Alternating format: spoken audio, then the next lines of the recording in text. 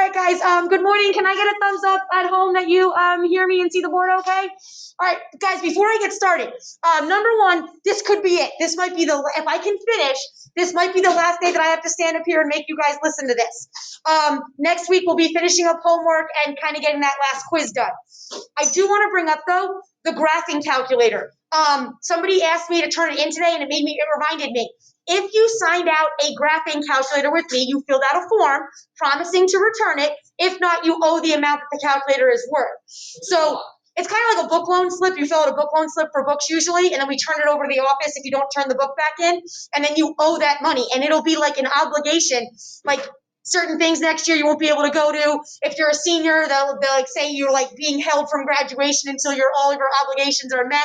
So please, we have to figure out a day that you guys can bring that back. I need it returned to me. I do not want it turned into the office. I want to make sure that it gets back in my hands and that I can tear up your form myself and know that I got it back.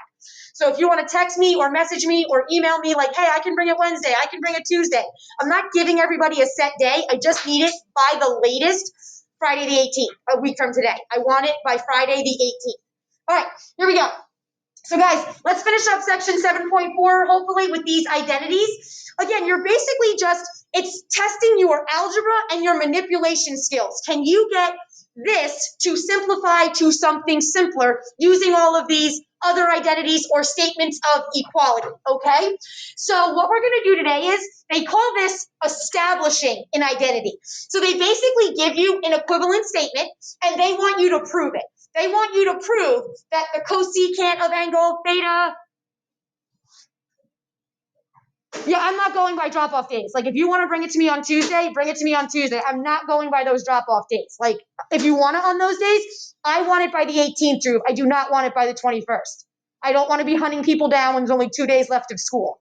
So you got to figure out a way to get it back to me. All right. So, in this situation, was I saying something else? Was I on this problem, or was I still up here? I was still getting my stuff. I know, I don't remember where I left off at. You on the top here, explaining. Oh, yes. So when they want you to establish an identity, they're going to give you a statement of equality, and you have to prove it. So normally what you're going to do is you're going to take the more complicated side of the statement of equality, and you're going to try and get it to become the simpler side. So in this situation, I would say the left side is more complicated than the right side. So we want to make this become secant theta. We want to show that this really is equal. So a lot of times to do this, your go-to method is going to be trying to get everything in terms of sines and cosines and see where you can go from that. So right now, I would like all of you take the left side and rewrite it in terms of sines and cosines. What can cosecant theta be rewritten as in terms of a sine or a cosine? What can tangent theta be rewritten as in terms of sines and cosines? I'm going to give you like a 15-second head start. So rewrite the left side in terms of sines and cosines. This is a pretty basic one. And again, I like it because with these establishing problems, they give you, this is what you're heading towards. You're trying to get this to say that. So it's almost like that's your guide. That's what you're trying to do.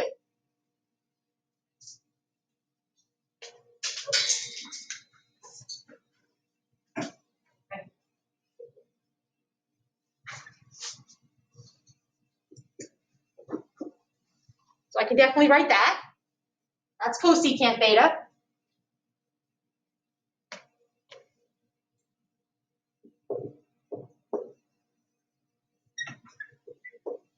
And that's tangent theta.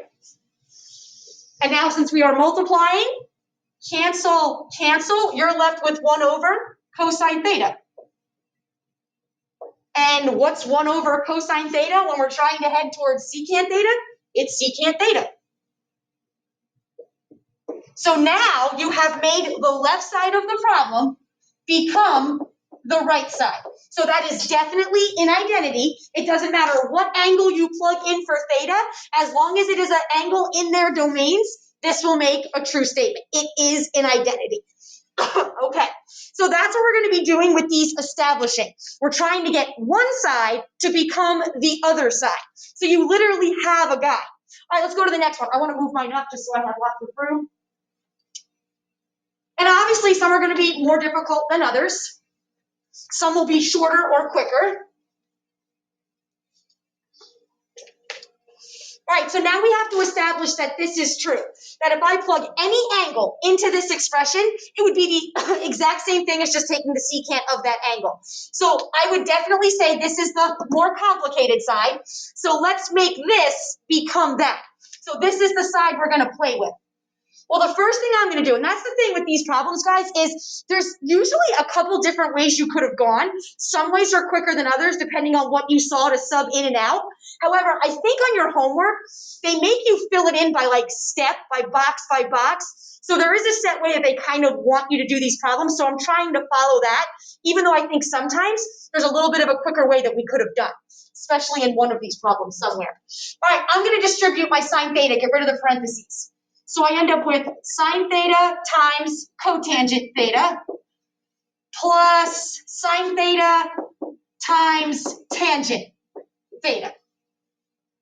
Okay, I'm trying to get this to become secant theta. So now I'm kind of at a step where like, all right, let's go to sines and cosines. Let's sub in sines and cosines and see what we get. So this will be sine theta times cotangent theta is cosine over sine. It's the reciprocal of tangent.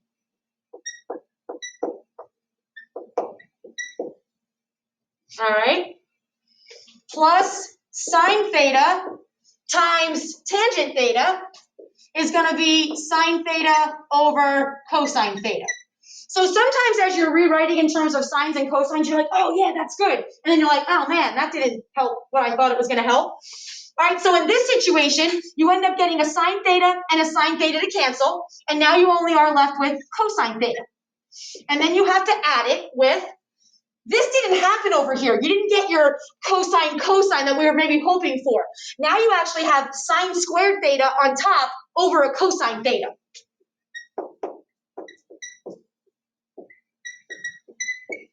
And you're like, oh, well, I'm trying to get to secant theta, so what can I do? So now it's like, guys, you basically have to add these together. We're trying to get down to one ratio, basically, one statement. So I'm going to get a common denominator and add these two fractions together. So to add them together, this denominator needs a factor of cosine theta to be alike. So I'm going to multiply top and bottom by cosine theta. Get that common denominator. So then I end up with cosine theta times cosine theta. That's going to get me cosine squared theta over cosine theta plus sine squared theta over cosine theta. Okay, well now that I've made a common denominator, now I can actually add my tops together. So this will become cosine squared theta plus sine squared theta all over cosine theta. Well guys, the main Pythagorean identity that came from the equation of the unit circle, what does it say? Cosine squared theta plus sine squared theta will always equal. That's the big one. It equals 1. If you look on your front page of yesterday's notes, you should see that the main Pythagorean identity, cosine squared theta plus sine squared theta, is 1. So now this becomes 1 over cosine theta. And what's 1 over cosine theta? Secant theta, exactly what we were heading to. And you're done. You have proven that this is a true identity. No matter what angle you plug in, as long as it's in these functions domains, it'll make the equation true. All right, so again, clearly sometimes you're going to work a little bit harder to establish that that is true. How do we feel? We feel okay? Okay? All right? Excuse me.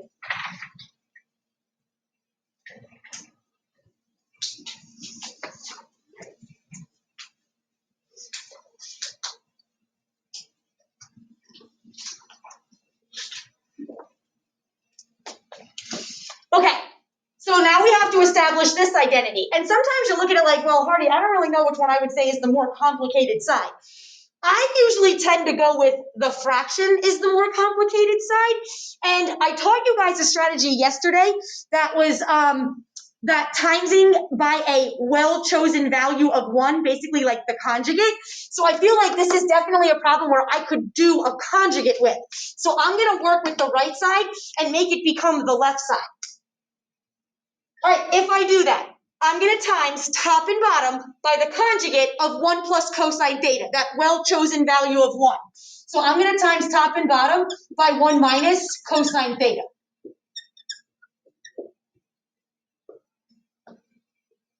Okay, if I do that, I'm not adding fractions, so it's not like I have to have this numerator ready to be added with another numerator. So I'm actually not going to multiply these together yet. I'm just going to leave it as sine theta times 1 minus cosine theta. And as I go through, I'll decide whether I need to distribute or not. Over. Now, when you multiply conjugates, the beautiful thing about multiplying conjugates is it makes all those middle terms cancel out. Usually it's bad stuff with radicals or bad stuff with I. So when I do this, I'm going to get 1 times 1 is 1. And then I'm going to get, I would get 1 times negative cosine theta is negative cosine theta. Cosine theta times 1 is cosine theta. They would cancel. And then I would just be left with cosine theta times negative cosine theta, which is negative cosine squared theta.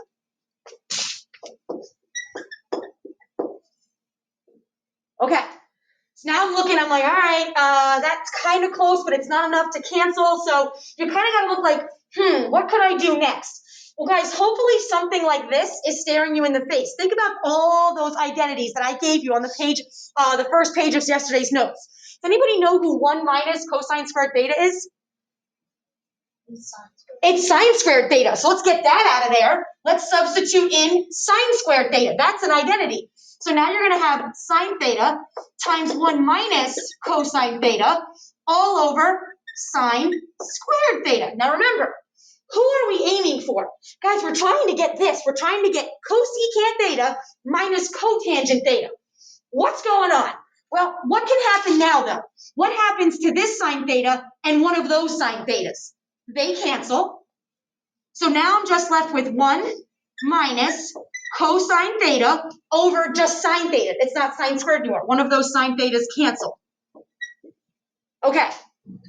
So I'm trying to get to a cosecant, and I'm trying to get to a cotangent. I can see how I have everything in the right spot. 1 over sine theta gets me a cosecant theta. Cosine over sine gets me a cotangent. Guys, we're basically there. Think about those tricks that we use. When you have more than one term in the numerator being divided by one term in the denominator, you can split that. Let's split it. Let's make this 1 divided by his own sine theta becomes 1 over sine theta minus give cosine theta his own denominator. Guys, we're allowed to do this. 10 plus 15 divided by 5. It's 25 divided by 5. It's 5. Or 10 divided by 5 is 2. Plus 15 divided by 5 is 3. You still get 5. You are allowed to split this into 2 separate fractions, which is exactly what we're doing. And now what do we got? 1 over sine theta is cosecant theta. Minus cosine over sine is cotangent theta. And we've done it. We have proved that this is an established identity. This is a true statement for any angle that you could plug in, provided it's in these functions domains. How do we feel? We feel okay? All right? All right. Pretty good. There's no numbers. There's what? There's no numbers, right? Numbers. Dude, there's a point in college where I was like, will I ever see a number again, Mark? Like, just the Greek letters they were pulling out, I was like, what's that? It's good times.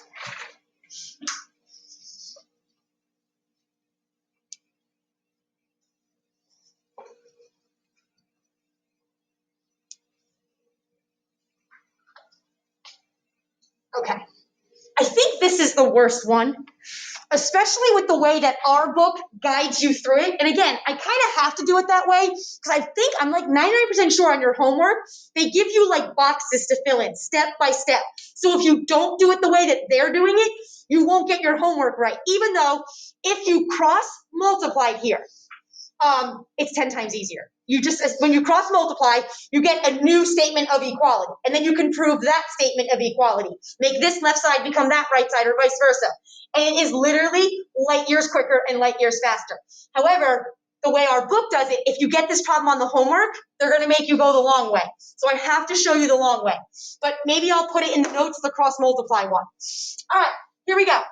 I would say this is definitely the more complicated side, so let's make this become tangent squared theta. So I'm first gonna, just to start, I'm gonna rewrite things in terms of sines and cosines. That's usually a good place to start if you're looking like, I got nothing.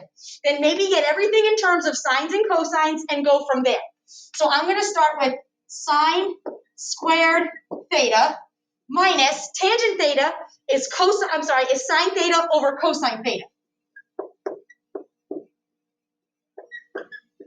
Now guys, I'm just gonna pre-warn you, this gets to be a little complicated in the sense that it's gonna become a really big complex fraction. We're gonna have fractions over a fraction. So it's gonna get a little, just try to stay neat and organized so you can see your whole numerator versus your whole denominator. All right, all over cosine squared theta minus cotangent is what? Cosine over sine. All right, this is what we're playing with.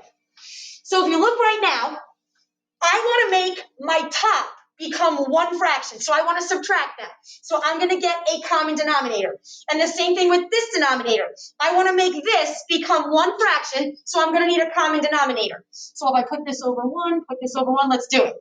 This one needs a denominator of cosine theta. So let's multiply by cosine theta. And then this one will need a sine theta.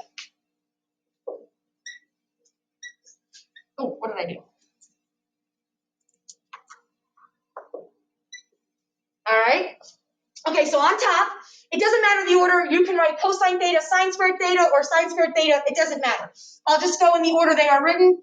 Cosine theta times sine squared theta. All over cosine theta. And then I am minusing that with sine theta over cosine theta. That's the numerator of the big fractions. Now that's all over. Now let's get the bottom cleaned up. So that's going to be sine theta times cosine squared theta over sine theta minus cosine theta over sine theta. Everybody okay? All right, now that we've made this common denominator on top and this common denominator on bottom, let's actually subtract and subtract. So on top, I'm going to have cosine theta sine squared theta minus a sine theta.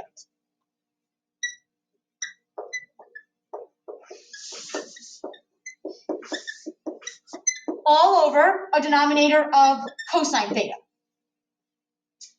So right now I'm looking, I feel like the only thing we've established is now that I have two terms that have a sine theta in common. So maybe I'll be able to factor that out, all right?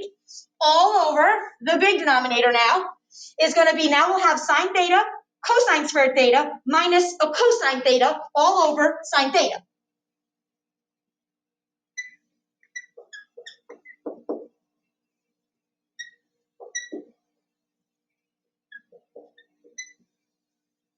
And again, I feel like the only thing that I've established so far is now here, I've created two terms that have a cosine theta in common. I'm going to be able to factor that out. So that's going to be my next step. I'm going to take out a GCF of sine theta here, and I'm going to take a GCF out of cosine theta there. So now I'm going to have sine theta times, now it'll just be cosine theta sine theta left. And then if I take a sine theta out of here, it'll just be minus 1 over cosine theta. And again, take a pause and be like, the hell was I aiming for? We're aiming for tangent squared theta. We ain't there yet. All over. Now I'm going to take a cosine theta out of this numerator. And that's going to leave me with sine theta, cosine theta. And then minus 1. All over sine theta. Okay, I feel like I've gotten to a point where like, that's it. I got nothing left. There's nothing else I could manipulate. So I think it's time that we get rid of the complex fraction. So I'm going to times by this denominator's reciprocal to get rid of this denominator. So I'm going to times by sine theta over cosine theta times sine theta cosine theta minus 1. So now cancel, cancel, cancel, cancel. The denominator's gone. But now I have to times the top by that same reciprocal. Sine theta over cosine theta, and then sine theta cosine theta minus 1. So I'm looking and I'm like, damn, I wish like this and this or that and that. Nothing canceled. Or, guys, it doesn't matter the order in which you multiply. Cosine theta times sine theta is the exact same thing as sine theta times cosine theta. And they're both minus 1. So this and this cancel. And now look what's left. On top, you're left with sine theta times sine theta. That is sine squared theta. On bottom, you're left with cosine theta times cosine theta. That is cosine squared theta. This is all gone. This all canceled by multiplying its reciprocal. This is gone. This is gone. This is what's left. And if sine over cosine is tangent, who's sine squared over cosine squared? Tangent squared. What if you cross out the Here? one to the left? Here? To the far right. The cos. Sine theta, cosine theta. This is sine theta, cosine theta minus 1. Which part of it is crossed out? The whole thing. This cosine and this sine cancels. This sine and this sine cancels. This thing and this thing cancels. When you multiply by his reciprocal, it cancels. This times his reciprocal is 1. It's gone. That's why we multiplied by his reciprocal, so that it would cancel everything in it out. Okay, so then this. Oh, so the denominator is just. Yeah, so this is gone too. Everything's gone. Okay? So again, to me, that took a lot of steps. And I'll definitely write it in the notes that I fill in. Guys, you should see. This gets horrible because of all the complex fractions. You have fractions within fractions. It gets hard on the eyes alone just to work through. But I'm telling you, if you put this over 1 and cross multiply, you don't get any complex fractions, and it simplifies in about 3 steps. That you can get the new left side to become the new right side or vice versa. But I'm pretty sure your book is going to walk you through boxes that you have to fill in this type of situation. All right? All right, let's do one more and be done. Just trying to throw all different kinds of situations at you.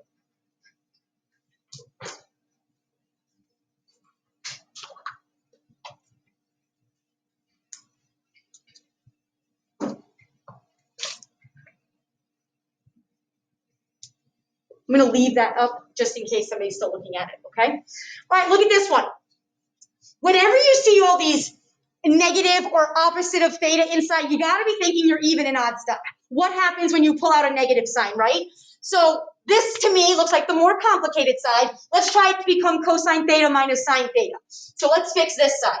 Well, guys, the first thing I want to do is I want you to realize what this is saying. Sine squared of the opposite of theta is literally the sine of opposite theta times itself 2 times.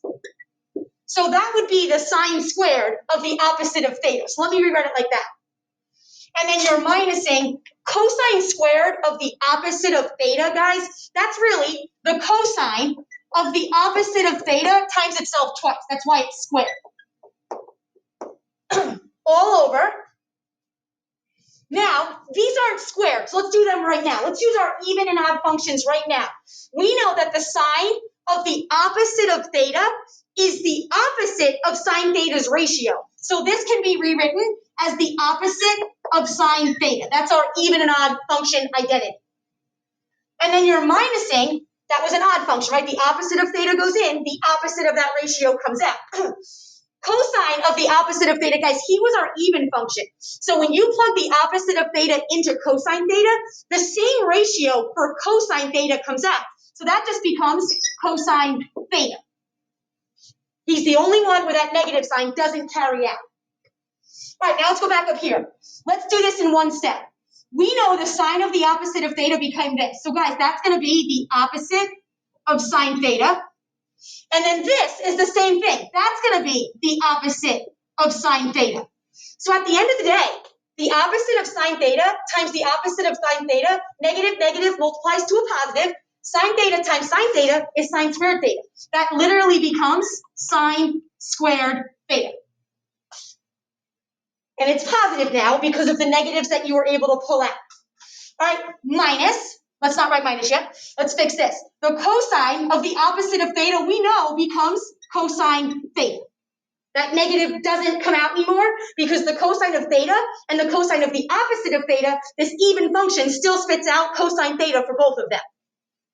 And then this is cosine theta. So cosine theta times cosine theta is literally cosine squared theta. So it'll still be minus cosine squared theta.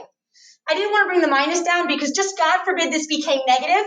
A minus and negative would have turned this into a plus, so I waited. All right, over. I'm not really playing with anything down there yet, so I'm going to leave that alone until I get a better look at what I need to do. Okay. Well, guys, remember, factoring is one of the techniques they tell you to use. This is not our identity. Sine squared theta plus cosine squared theta is 1. This is minus. That's not that identity. So, guys, what could we do? Do you recognize that this is the difference of two perfect squares? This is a squared minus b squared. So it'll factor to a plus b times a minus b. So we can factor that as the difference of two squares. So a would be sine theta plus b would be cosine theta times a sine theta minus b, which is cosine theta. All over. So guys, I'm like, oh, maybe this will cancel. But this doesn't match one of those unless I factor out his negative sign. So let's pull out his negative sign and see if we can get one of those to match on top and bottom. So if I pull out a negative sign, now I'm left with sine theta plus cosine theta. And remember, we're heading towards this. That's what we're trying to get. So now what happens to a sine theta plus cosine theta and a sine theta plus cosine theta? Gone, gone. Now I'm just left with negative 1 times that.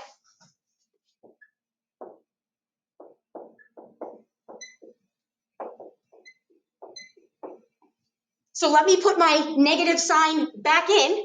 I'm left with negative sine theta plus cosine theta. Guys, we want cosine theta minus sine theta. Which is that? Just switch up the order. Put your cosine theta first and subtract your sine theta. Woo! It was like perfect. All right? So I put a couple extra examples down here because your book lists so many examples in the introduction to this section. So these were just more examples that your book had. I'll have them filled out on the filled in notes in case anybody wants to look at them for more help on the homework. Guys, that's it. I think that's it. All right. I did create a homework for these ones. I didn't make it due until Monday night. So you'll have till Monday night to get all this wrapped up. And then next week will be all about getting that quiz taken care of. Are you guys okay here? Yeah. All right. Guys, have a great weekend. Let me just double check the attendance at home really quick. You two guys enjoy. One more week. Bye, you too.